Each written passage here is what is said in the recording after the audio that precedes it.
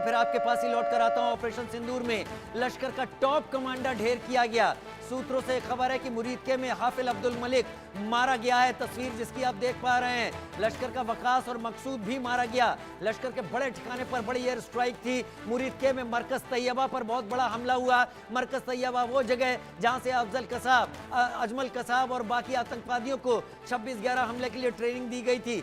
ये मारे गए आतंकवादी जो कि यहां पर आपको तस्वीरों में दिखाई पड़ रहे हैं, इनका यही हश्र होना था देर सबेर। लेकिन भारत ने जो प्रिसाइज स्ट्राइक की है, प्रिसीजन एकदम टारगेट पर सेट करके रखा है, कोलैटरल डैमेज नहीं हुआ है। भारत ने तय कर दिया कि अभी तो जिन्होंने ये किया है उनको हम यहां पर निशाना बना रहे हैं, लेकिन आगे अगर पाकिस्तान ने मिस एडवेंचर किया तो ये चीज और बड़ी आगे बढ़ सकती है। लिहाजा मुरीदके में हाफिज अब्दुल मलिक मार गिराया गया है। लश्कर तैयबा का वकास मकसूद भी मारा गया। मेजर जनरल अनुज माथुर अपनी बात पूरी कीजिए सर। हाँ, मैं यही कह रहा था। आप देखिए, मैं आपको एक दो बातें इस अटैक के बारे में और बताने की कोशिश करूंगा। बहावलपुर एक ऐसी जगह है जहां पर पाकिस्तानी आर्मी का शायद सबसे बड़ा कैंट है, और ऐसी जगह पर जाकर के उस कैंट में जाकर के आपने एक प्रिसाइसली एक उसके चीज को आइडेंटिफाई किया, और वहां मौलाना अजहर मजदूर के पूरे परिवार को और उनके साथ हजारों सैकड़ों आतंकियों को मार दिया।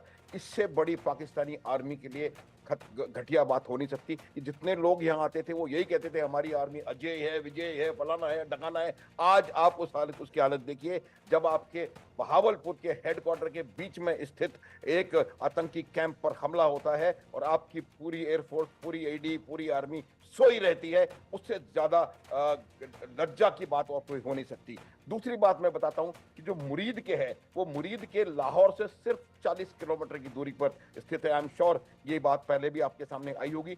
और जो दूसरा सबसे बड़ा पाकिस्तानी आर्मी का जो जो जो जो उनकी जो ताकत है वो लाहौर में बसती है, और लाहौर में भी हमने एक हमला करके और वहां पर एग्जैक्टली उसको मारा। शायद आपको इस बात का पता हो, मैं फिर भी रिपीट करने का प्रयास करता हूं। वो जो मुरीद के में लश्कर का जो हेडक्वार्टर बना हुआ था, जो ट्रेनिंग सेंटर बना हुआ था, उसको बनाने के लिए none other than Osama bin Laden ने 1 करोड़ रुपए कंट्रीब्यूट किए थे उसमें। तो आप समझ सकते हैं कि ये जो कितना बड़ा नेक्सस है। और ये पाकिस्तान की आर्मी जो कुछ दिन पहले तक ये कहने के प्रयास कर रहे थे उनके लोग कि उसामा को तो हमने दिया, हमने मदद की, वो ये पता पड़ता है कि वो उसामा बिन लादेन न केवल वहां मौजूद था बल्कि जो टेरर का इकोसिस्टम वहां बना हुआ है, उस टेरर को इकोसिस्टम को बनाने में, उसको तैयार करने में कंट्रीब्यूट कर रहा था। तो ये जो तमाम चीजें हैं उससे बिल्कुल क्लियर है। मुझे लगता है कि अगर एफएटीएफ वाले लोग इसको देख रहे होंगे